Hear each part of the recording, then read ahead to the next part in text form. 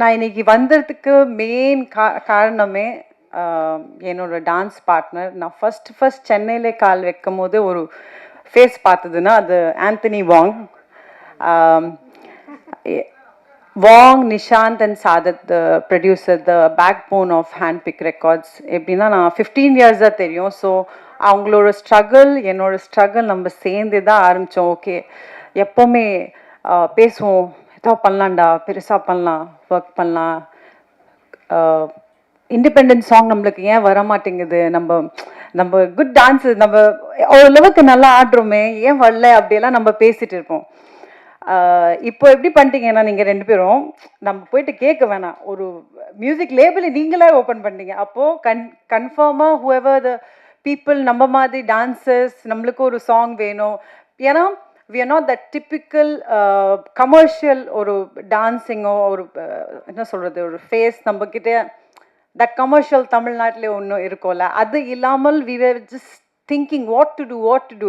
So I'm very happy that they have started this label company. Of course, I think இவங்க அந்த struggle தாண்டி வந்திருக்கனால அவங்களுக்கு தெரிஞ்சிருக்கும் that whom we should give an opportunity and எவ்வளோ பேருக்கு இந்த ஆப்பர்ச்சுனிட்டி தேவைப்படுதுன்னு. So I'm very very happy Wang and Nishanth and Saadat. இது பின்னாடி நிறைய பேர் இருக்காங்க. ஆக்சுவலி ஒரு மொத்தமாக 6-7 பேர் ஒரு டீம் இருக்காங்க. 15 years I've seen them and I'm so happy and proud and I feel so blessed that இன்னைக்கு நான் இங்கே நின்றுட்டு உங்களுக்காக உங்ககிட்ட பேச முடிஞ்சுது. ஸோ அதுக்கு ரொம்ப நன்றி. அண்ட் எஸ், இன்வைட் பண்ணுறதுக்கு ரொம்ப நன்றி. எல்லாருக்கும் வணக்கம், நன்றி. எல்லாருக்குமே ஹோல் டீம் எல்லாருக்குமே best wishes and congratulations. Song ரொம்ப நல்லா இருந்துச்சு. ஆக்சுவலி எனக்கும் மைக்குக்கும் ஸ்டேஜுக்கு ரொம்ப ரொம்ப தூரம், என்னை மன்னிச்சிருங்க, என்னை மாட்டி விட்டுட்டாங்க. But coming to the song ரொம்ப அழகாக இருக்குது. அண்ட் எனக்கு வந்து வாங்கண்ணா ரொம்ப நாளாக தெரியும் அண்ட் என்னை வந்து ஃபேமிலியாக நினச்சிட்டு என்னைய வந்து இன்வைட் பண்ணதுக்கு ரொம்ப ரொம்ப நன்றி. Thank you so much. And song பார்க்குறதுக்கு ரொம்ப அழகாக இருக்குது. அண்ட் ப்ளீஸ் என்னை மைண்டில் வச்சுக்கோங்க, அடுத்த வாட்டி நீங்கள் மியூசிக் ஆல்பம் பண்ணும்போது ப்ளீஸ் எனக்கு ஒரு ஆப்பர்ச்சுனிட்டி கொடுங்க. So thank you so much. ரொம்ப நேரம் எடுத்துக்க மாட்டேன். நன்றி, வணக்கம். முதல்ல அப்புறம் அந்த அன்பியே அந்த பாடலுக்கும் அந்த குழுவுக்கும் என்னுடைய மனமார்ந்த வாழ்த்துகள். அந்த சொல்லே நல்லா ஈர்ப்பாக இருந்தது, அன்பியேங்கிற சொல். அந்த பாடலை எழுதிய ஹரிகரன் இல்லையா, ஹரிகரனுக்கும் இசையமைச்சவருக்கும் என்னுடைய மனமார்ந்த வாழ்த்துக்கள். ஒரு ரசிகனா நடித்திருந்த இயக்கிய நிஷாந்துக்கு மனமார்ந்த வாழ்த்துக்கள். தொடர்ந்து இயக்கம் பண்ணுங்க. அப்புறம் இங்கே வந்திருக்கிற அத்தனை கலைஞர்களுக்குமே என்னுடைய மனமார்ந்த நன்றி. எங்கள் ஆகாய கங்கை சார்பா ஆகாய கங்கைக்கு வருவோம். ஆகாய கங்கையில் சக்தி அந்த கொங்கு மண்ணை ரொம்ப சிறப்பாக காமிச்சிருக்காவில். அடிப்படையில் நானும் ஒரு கொங்கு மண்ணை சார்ந்தவன் தான், அங்கே பிறந்து வளர்ந்தவன் தான். அந்த அடிப்படையில் எனக்கு நெருக்கமான ஒரு பாடலும் கூட இது. இன்னும் ரொம்ப ரொம்ப நெருக்கம் இந்த பாடல் எழுதும் போதுன்னா, இந்த பாடலில் வர்றாங்க இல்லையா அந்த கிராம சுகாதார செவிலியராக அந்த கதாபாத்திரம். என்னுடைய தாய் அப்படி ஒரு கிராம சுகாதார செவிலியராக தான் எங்கள் ஊருக்கு வந்தாங்க. ஆத்தூருக்கு அந்தாண்ட இருந்து எங்கள் சேலம், நான் எங்கள் ஊர் கிராமத்துக்கு வந்தாங்க எங்கள் அம்மா. இதே மாதிரி ஒரு வெள்ளை சேலையோடு தான் வந்தாங்களாம்.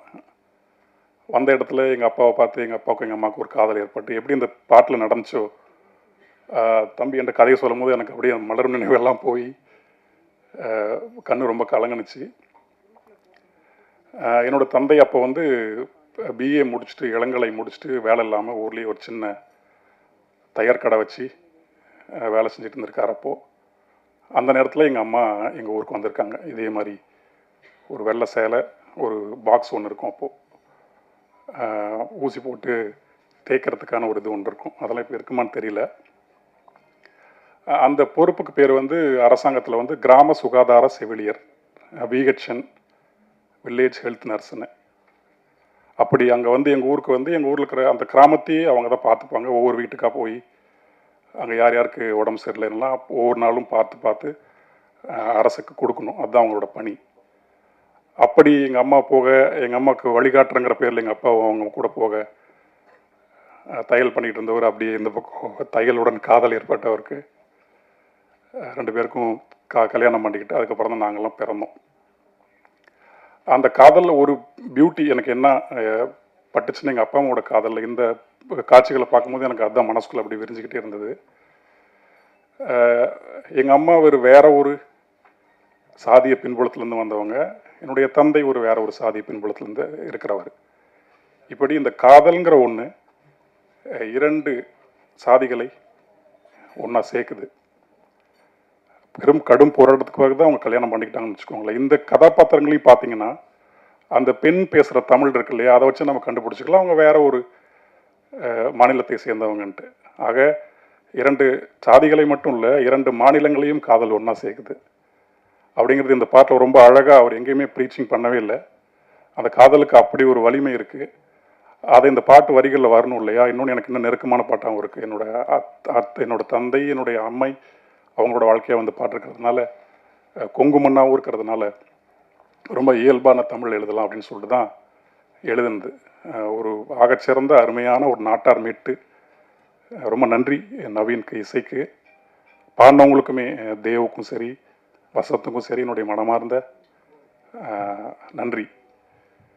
நாட்டார் பாடல்கள் தமிழ் சூழலுக்குள்ளே ரொம்ப குறைஞ்சிக்கிட்டே வருது. அது ஒரு நாட்டுப்புறத்துலேருந்து வந்தவங்கிற அடிப்படையில் எனக்கு ரொம்ப வருத்தமாகவும் இருக்கும். நாட்டார் பாடல் என்னமோ யாரோ ஒரு தூரத்தில் இருக்கிறவங்களுக்கான பாடல் இல்லை. இந்த தமிழ் நிலம் அப்படிங்கிறது அந்த நாட்டுப்புறத்திலிருந்து கிளம்பிய நிலம் தான். அதனால் இன்னொன்று, இன்னைக்கு இருக்கக்கூடிய இந்த உலகமயமாக்கல் அதற்கு எதிராக ஒன்றாக, அதற்கு மாற்றான ஒன்றாக நம்ம வந்து நம்முடைய வட்டாரத்தன்மையை தான் மேல் நோக்கி எடுத்துகிட்டு போகணும் அப்படின்னு நான் நினைக்கிறேன். அந்த வகையில் இந்த பாடல் ஒரு முக்கியமான பாடலை நான் பார்க்குறேன். எவ்வளோக்கு எவ்வளவு நாம் இந்த நிலம் சார்ந்த கதைகளையும், இந்த நிலம் சார்ந்த மக்களினுடைய பிரச்சனைகளையும், அந்த வாழ்வையிலையும் நம்ம சொல்கிறோமோ, அவ்வளவு தொலைவுக்கு நாம் உலகமயமாக்கல்லேருந்து வெளியே வந்து தன்னிறைவான இந்த மண்ணினுடைய பாடல்களையும் வாழ்க்கையை நம்ம சொல்ல முடியும்னு நான் நினைக்கிறேன். அது ஒன்று தான் எதிர்குறலாகவும் இருக்க முடியும். அந்த வகையில் இந்த பாடல் எனக்கு ரொம்ப இன்னும் நெருக்கமான பாட்டு. சக்தி வந்து ரொம்ப அருமையாக இயக்கியிருக்காப்புல. ரொம்ப மகிழ்ச்சி. இன்னும் தொடர்ந்து நிறைய பண்ணணும். ஆமாம், நீ உங்களுக்கும் அந்த வாழ்த்தின கைக்கு நடிகர். ஆமாம், இதுதான் இப்போதைக்கு சொல்ல தோணுது. அப்புறம் ஹேண்ட் பிக் ரெக்கார்ட்ஸ்க்கு ஒரு ரசிகனா, ஒரு திரைத்துறையில் இறங்கிக்கிட்டே இருக்கிற ஒரு கலைஞனா எனக்கு ஒரு வேண்டுகோள் இருக்குது. இந்த மாதிரியான மண் சார்ந்த நிறைய படைப்புகள் வரணும்னு நான் நினைக்கிறேன். வெஸ்டர்ன் வாழ்க்கையை வெஸ்டர்ன் பார்த்துக்கிட்டோம். ஆமாம், வெஸ்டர்ன் இசையை வெஸ்டர்ன் பார்த்துக்கிட்டோம். அது அங்கே இருக்காங்க அந்த மக்கள். நம்ம மக்களுக்கு இந்த மண்ணினுடைய மரபை நம்ம சொல்லிக் கொடுக்க வேண்டியிருக்கு. இந்த மண்ணினுடைய மரபு இசையை நம்ம மீட்டு தர வேண்டியிருக்கு. இங்கிருந்த மொழியை, அழிஞ்சிக்கிட்டே வர மொழியை நாம் மீண்டும் நினைவூட்ட வேண்டியிருக்கு. இங்கே இருக்கக்கூடிய நடனம் சாதாரண நடனம் கிடையாது. தமிழ் நிலத்துக்குள்ளே அவ்வளோ ஆகச்சிறந்த நடனம் வந்திருக்கு. அந்த நடனத்தில் நம்ம தொலைச்சிட்டோம். அதே மாதிரி தான் இசையும் பண் வச்சு நாம் தமிழ் வளர்த்துருக்கோம். இப்படி ஒவ்வொரு கலையுமே ஒரு தொன்று தொட்டு இவ்வளோ நூற்றாண்டாக இருந்த ஒரு கலையை நம்ம இந்த கலை மூலமாக, சினிமா கலை மூலமாக தான் மீண்டும் நினைவூட்ட முடியும். அது ஒன்று தான் நாம் காலத்துக்கும் வாழ்வதற்கான ஒரு வழியாகவும் இருக்க முடியும் நான் நினைக்கிறேன். அந்த வகையில் இந்த ஆகாய கங்கை பாடல் எழுதுறதுக்கு எனக்கு மிகவும் பெருமை. நம்ம ரீஜனலைஸாக மாறுவோம். அப்போ தான் நம்ம வேர்ல்டு டோரை போய் தட்ட முடியும். அவங்களுக்கு எதிராக நம்ம நிற்க முடியும். அவங்களுக்கு மேலே நம்ம போக முடியும்னு நினைக்கிறேன். வந்திருந்த அத்தனை பேருக்குமே என்னுடைய மனமார்ந்த நன்றி, வாழ்த்துக்கள். தேங்க்யூ.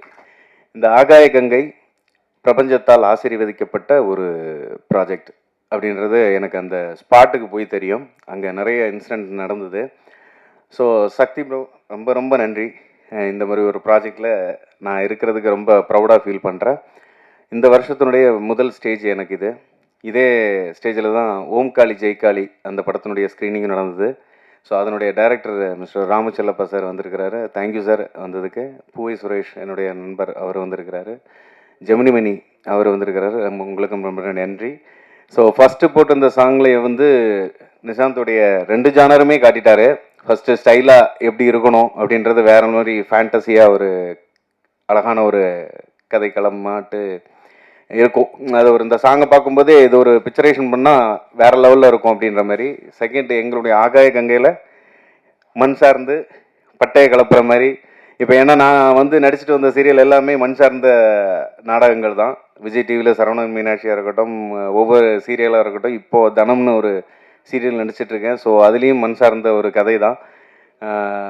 ஸோ நிஷாந்தை பார்க்கும்போது கண்டிப்பாக இந்த படம் இந்த ஆல்பம் சாங் நம்ம அப்படியே ஒரு வெள்ளித்திரையாக நம்ம வந்து படமாக எடுக்கும்போது இன்னும் வேறு லெவலில் இருக்கும். இந்த மாதிரி ஒரு என்ன சொல்ல ஷார்ட்டாக இருக்கக்கூடிய ஒரு இதில் நாங்கள் இருக்கோம். படமாக எடுக்கும்போது தயவுசெய்து மாற்றிடாதீங்க வேறு யாரையும். டைரக்டர் சார் உங்கள்கிட்ட இதாக கேட்டுக்கிறேன். அதுலேயும் வந்து நானே ஃப்ரெண்டாக கேரக்டர் நடிக்கிறேன்.